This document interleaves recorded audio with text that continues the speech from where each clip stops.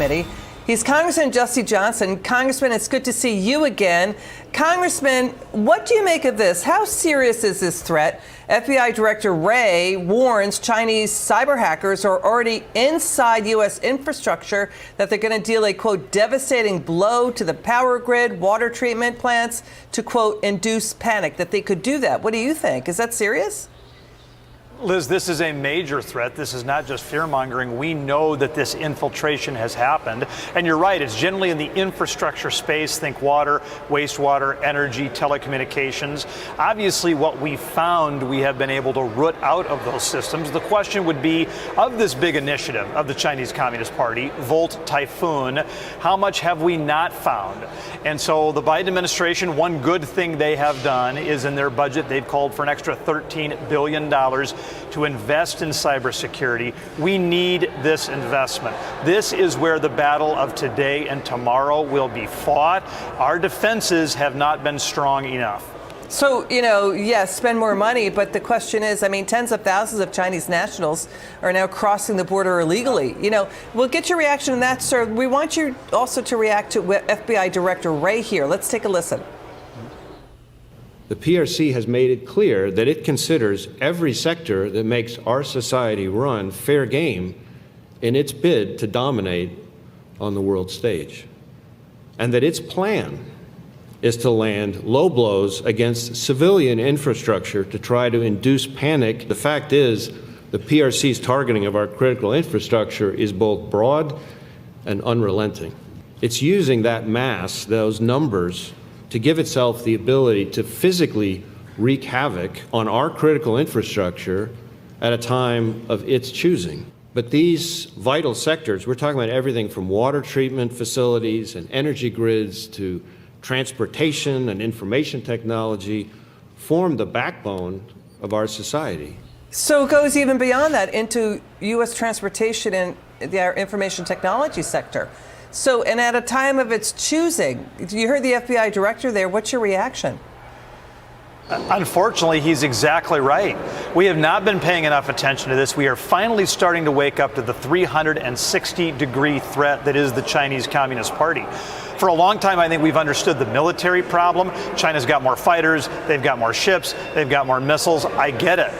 But from a cybersecurity perspective, they are more focused on that arena of warfare than we have been, and shame on us. We are starting to come together. But Liz, I would say this, at the time when we need our government focused like a laser on this threat, we've got malcontents in the House that instead are trying to fire inward to throw the House into disarray at the very time we should be making sure our defenses are up against China. Yeah, but aren't now tens of thousands of Chinese illegal migrants crossing the border and the border collapse? Absolutely. It's been 20,000 Chinese have crossed that open border since October. It's a major problem. And this is another instance where this is a deliberate plan by the Chinese Communist Party.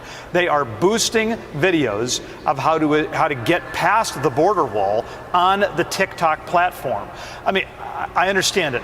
Americans, we are allowed a certain amount of complacency because most days life is pretty good here. But if we don't understand how interconnected these Chinese investments in technology, platforms like TikTok, an open southern border, precursor chemicals for fentanyl are all interrelated, we are going to be moving in the wrong direction. So then why not put border security in that foreign aid package for Ukraine and Israel? Why not do that? It is absolutely the kind of thing that I wish was possible. The southern border is an absolute failure. We have tried for months to leverage to get border security for Israel and Ukraine. I wish it was a play that worked, Liz, but it simply doesn't work. Why? And so we've got to be persistent because we've got a Democratic Senate and we've got Joe Biden in the White House. And anybody who thinks Joe Biden is going to sign a law that actually secures the border is too naive to be in Congress. I wish that play worked. But we've got to be bold enough and resilient enough to understand that the play we called from the huddle isn't actually going to get it done. We got to go call another play because failure is not an option. People are getting murdered. And, Yes. there are people getting kidnapped. There's sexual and human trafficking and drug trafficking. So, this is on the Biden White House in that border collapse.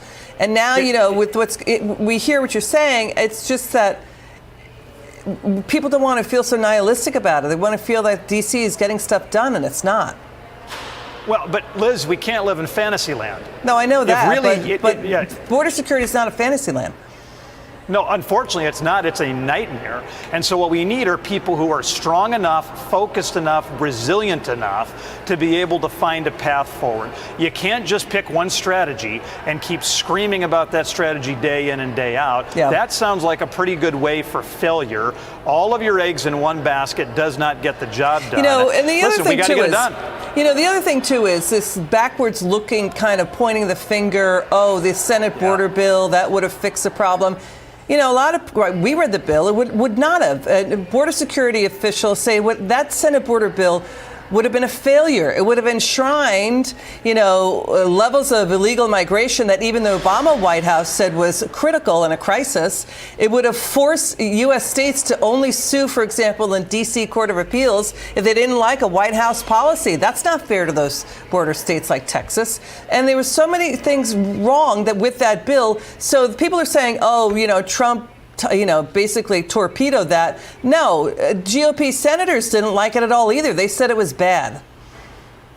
Yeah, I'm not at all convinced the Langford bill was the right approach. I will agree with all of that. I would mention, though, that one of the real downsides of having an American populace that is so angry, and I understand why they're angry, I'm angry too, but they think they can get a whole loaf in part because there are some prominent members of Congress that tell them that if they just scream loud enough, they can get a whole loaf. You can't get a whole loaf in the era of divided government. It's too bad. Listen, but even when we get a half loaf, Liz, they don't want to accept that either.